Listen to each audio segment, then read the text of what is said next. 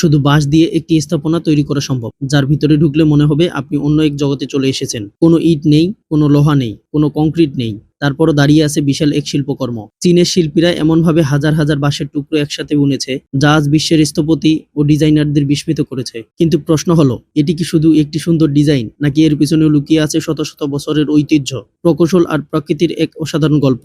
প্রথমে বাঁশ সংগ্রহ করা হয়, এরপর শুকিয়ে নেওয়া হয়, তারপর বিশেষ কৌশলে চিকন ফালি তৈরি করা হয়। এরপর শুরু হয় সবচেয়ে কঠিন কাজ। হাজার হাজার বাঁশের স্ট্রিপ একে অপরের সঙ্গে বুনে এমন একটি নকশা তৈরি করা হয়, যা দেখতে জীবন্ত কোনো জালের মতো লাগে। এক একটি বাঁক, এক একটি সংযোগ, এক একটি স্তর, সবকিছুই আগে থেকে পরিকল্পনা করা হয়। এক একটি বড় ইনস্টলেশন শেষ করতে কখনো কখনো কয়েক মাস সময় লেগে যায়। শুধু শিল্প নয়, প্রকৌশলের বিস্ময়। এই ধরনের কাঠামো শুধু সুন্দর দেখানোর জন্য নয়, অনেক ক্ষেত্রে দর্শক ভিতরে হাঁটতে পারেন। বাঁশের নমনীয়তার কারণে কাঠামো বাতাসের চাপও ভালোভাবে সহ্য করতে পারে। প্রকৃতি থেকেই মানুষ এই ধারণা নিয়েছে। এক সময় বাঁশকে শুধু গ্রামের সাধারণ নিম্ন সামগ্রী মনে করা হতো, আজ সেই বাঁশ দিয়েই তৈরি হচ্ছে বিশ্বমানের শিল্পকর্ম। এটাই প্রমাণ করে একটি উপকরণের মূল্য শুধু তার দামে নয়, বরং মানুষের কল্পনা, সৃজনশীলতা এবং দক্ষতার উপর নির্ভর করে। আপনার কি মনে হয়, বাংলাদেশেও কি এমন বাঁশের স্থাপনা জনপ্রিয়তা হতে পারে? কমেন্টে আপনার মতামত লিখুন। ভিডিওটি ভালো লাগলে একটি লাইক দিন, বন্ধুদের সঙ্গে শেয়ার করুন। এমন আরো অবিশ্বাস্য তথ্যভিত্তিক ভিডিও দেখতে আমাদের চ্যানেলটি সাবস্ক্রাইব করতে ভুলবেন না।